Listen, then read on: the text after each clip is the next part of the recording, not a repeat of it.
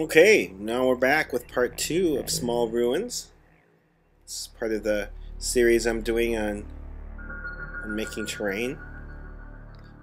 And we're building on our skills here, so we're going to paint both of the two sets of ruins I make. This one is out of cardboard.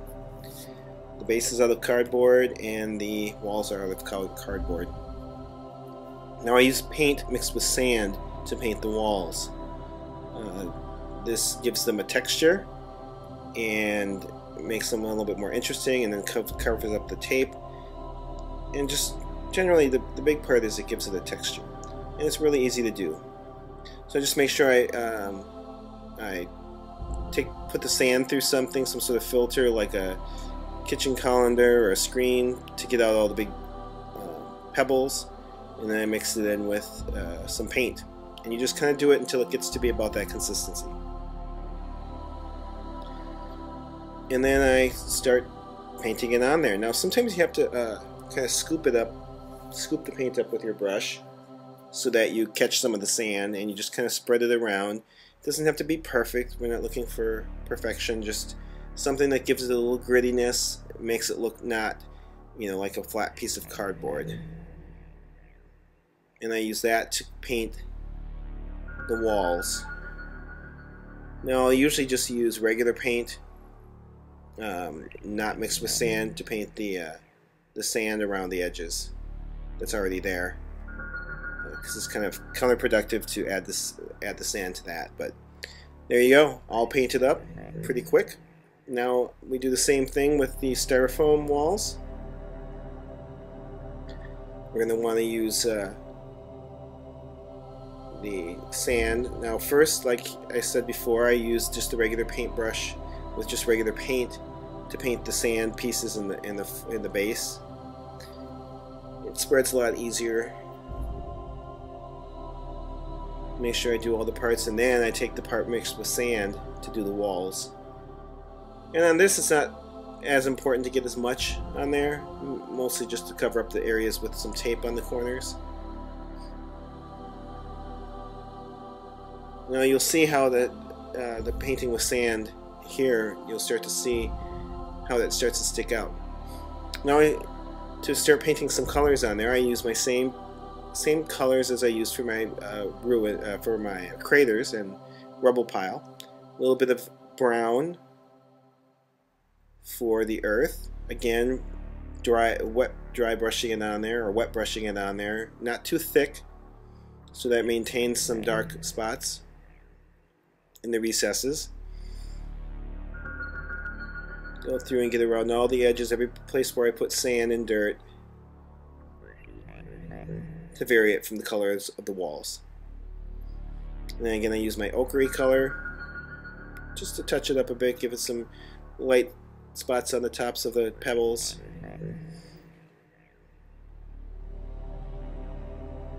Just to make the stones and little pebbles start to punch out.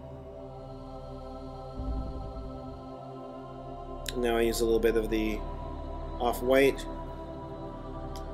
kind of a tan color. Get a little bit of the floor of the ruin,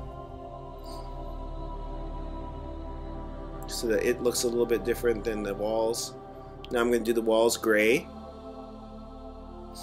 You can see how they're textured, a little bit of grit on them, so that they're not just flat. Now I use gray, and again, just like with the rubble pile and other things, I start out with gray and then slowly lighten it,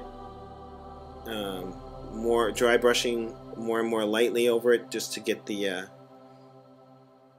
highlights of the stones and all the little bits that stick up. Get a little bit of get the highlights on them.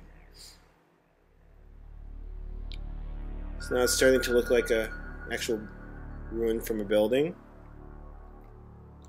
And I'm starting to use the white a little bit here.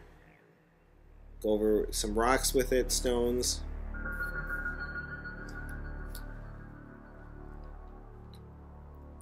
Now I'm going to add a little bit of red to give it some color. Now, this ends up being a little pink, and I probably would put the red on first and then the gray over it. Kind of did this the opposite way, and it ends up being a little more pink than I probably would have wanted it, but it still works. I painted some more gray over top of it, and it just makes it not look, after you get a few gray ruins, they begin to look a lot the same, so it's kind of nice to have a little bit of variation. So I did a little red on this one.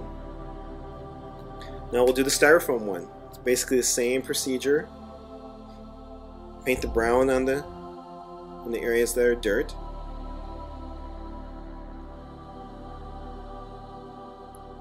Again, wet brushing it. You don't have to worry about getting it on other parts. It'll all get covered up when you go over it with the other colors. And again, you don't want to smoosh the paint on there so much that that covers up every bit of it, because then it won't have that variation in the darkness and the recesses. Now we're going over with the gray on the ruins part and on the floor.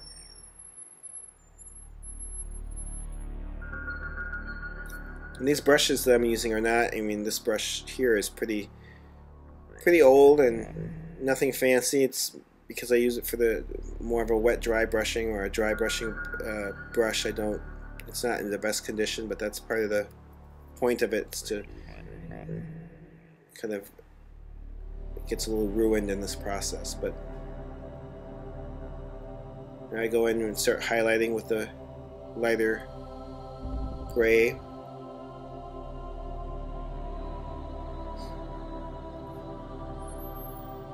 Do the floor a little bit lighter, a little more watered down so it spreads a little easier. Just keep highlighting the stuff a little bit lighter so you can see those pebbles start to punch out there a little bit.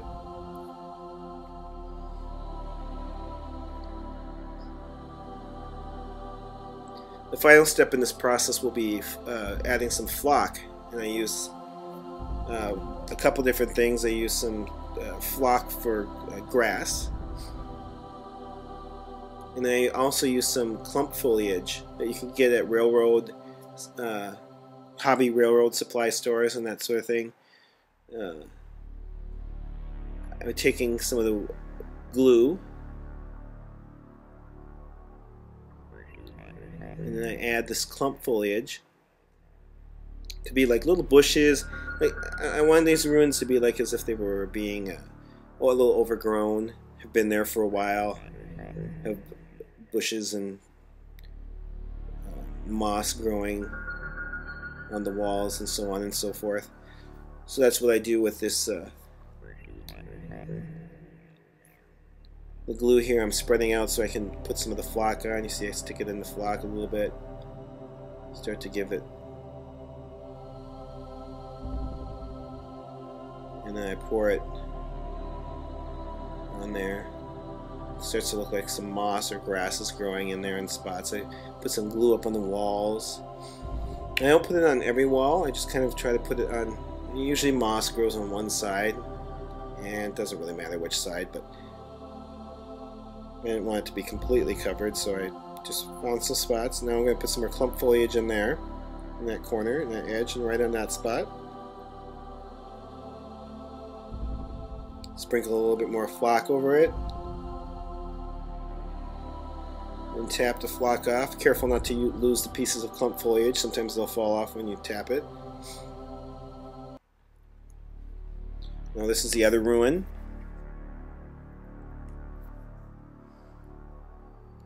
Keep adding the clump foliage here again. A little bit more glue in the round for the flock, which is going to be a little bit of moss, and I put some clump foliage up at the top there, like as if a little something's growing in the crevices along the top.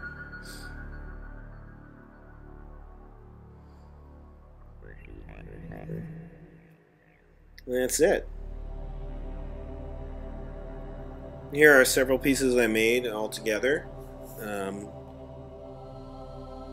8 and 9 of them. 1, 2, 3, 4, 5, 6, 7. 7 of them.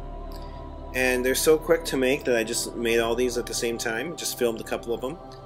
And you can just pop these out in no time. So I have several different ones. Just use your imagination. Just clump them up as if they're old ruins from an old village.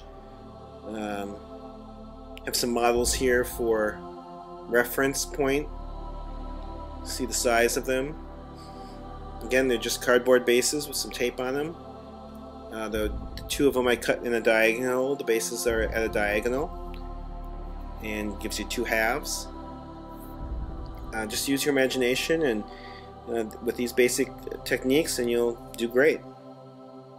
Thanks for watching. Subscribe to see future episodes of the Terrain Cave. Also, leave comments, things that you might like to see. Feedback would be great. And if you like this, click like so that we continue to make more. Thank you.